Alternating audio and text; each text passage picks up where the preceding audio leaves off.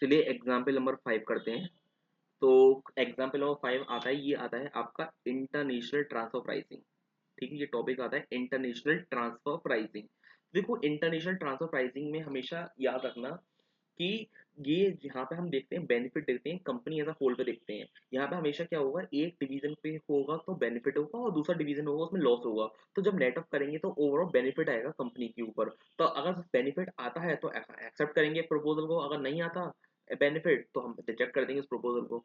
ठीक है, ये है फंडा इसका इंटरनेशनल ट्रांसफर प्राइसिंग का। तो देखो एक एग्जांपल है, एक क्या है कि एक car manufacturing company has two manufacturing division in two different countries. एक division a in India manufacture engine of the car. It has a capacity to manufacture 10,000 units each year. ठीक है, उसकी कैपेसिटी कितनी है डिवीजन ए की? 10,000 unit की है।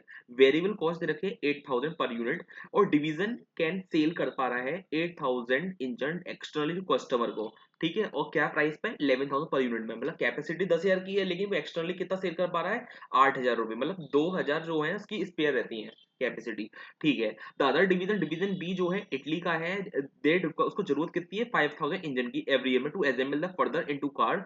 It purchase these engine from vendor in Italy at a price. वो Italy से खरीदता है 9,000 रुपए पर यूनिट में। अगर division b were to purchase, अगर यूनिट ये यूनिट जो खरीदता है अगर डिवीजन ए से खरीदता है तो 10,000 यूनिट वो बेच पाएगा। मतलब डिवीजन ए डिवीजन बी को कह रहा है कि अगर मैं तुम्हें अगर ट्रांसफर करूंगा तो 10,000 रुपए पर यूनिट पर ट्रांसफर करूंगा।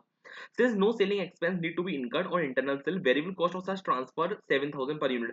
और क्या कह रहा है कि अगर मेरी वेरिएबल कॉस्ट, अगर मैं कस्टमर को भेजता हूँ तो मेरी वेरिएबल कॉस्ट कितनी आती है? 8,000। लेकिन मैं अगर मैं अपने डिवीजन को भेजूंगा, डिवीजन बी को भेजूंगा तो कितनी वेरिएबल कॉस्ट आती है? 7,000 पर यूनिट की।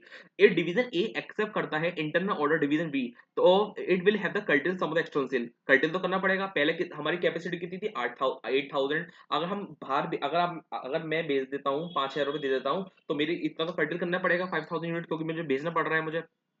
ठीक है, लेकिन मेरी प्रोडक्शन कैपेसिटी पूरी कंप्लीट हो जाएगी क्योंकि मेरी कैपेसिटी कितनी है? 5,000 की, 10,000 की। पहले मैं बाहर बेच सकता था कस्टमर को 8,000, तो मेरी 2,000 में रह जाता था, मेरा माल स्पेयर रहता था। लेकिन अब क्या हो रहा है कि मैं 5,000 तो मैं कस्टमर को दूंगा, आउटसाइड सेल करूंगा, 5,000 में करूंगा डिवीजन बी को दूंगा, तो मेरी कैपेसिटी फुल यूटिलाइज हो जाएगी पूरी। तो मुझे 2,000 जो यूनिट एक्स्ट्रा मैं बेच पा रहा हूँ, सेल कर पा रहा हूँ, वो देखूंगा डिवीजन ए का कितना बेनिफिट हो रहा है, उसका कॉन्ट्रीब्यूशन क्या है। तो डिवीजन ए का एक बार कॉन्ट्रीब्यूशन देख लो कितना आ रहा है। देखो डिवीजन ए का जो क्या है कॉन्ट्रीब्यूशन, वेरिएबल कॉस्ट है 8,000 और 11,000 रुपए सेलिंग प्राइस है, तो 3,000 रुपए आ रहा है इसका कॉन्ट्रीब्यूशन।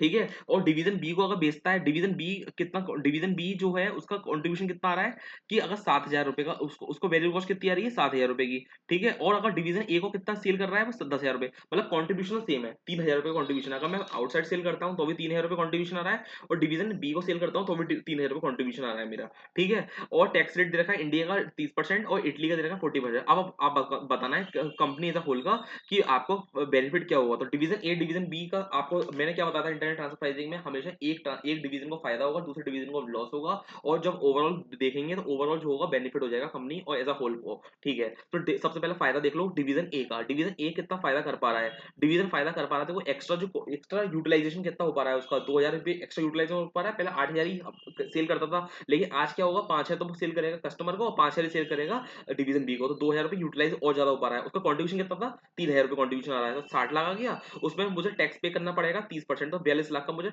टैक्स कॉन्ट्रीब्यूशन आ गया। और बी का कितना फायदा हो गया? बी जो है, बी का लॉस कितना होगा? मतलब बी जो हो रहा है बाहर से खरीद पा रहा है 9,000 रुपए में, लेकिन अगर मैं डिवीजन बी से खरीदूंगा, ए से खरीदूंगा तो मैं 10,000 खरीद रहा हूँ, तो मेरा एक्स्ट्रा लॉस कितना हो रहा है? 50 लाख का। ठीक है, लेकिन मुझे टैक्स बेनिफिट मिल जाएगा कितना? 40%, तो 30 लाख का।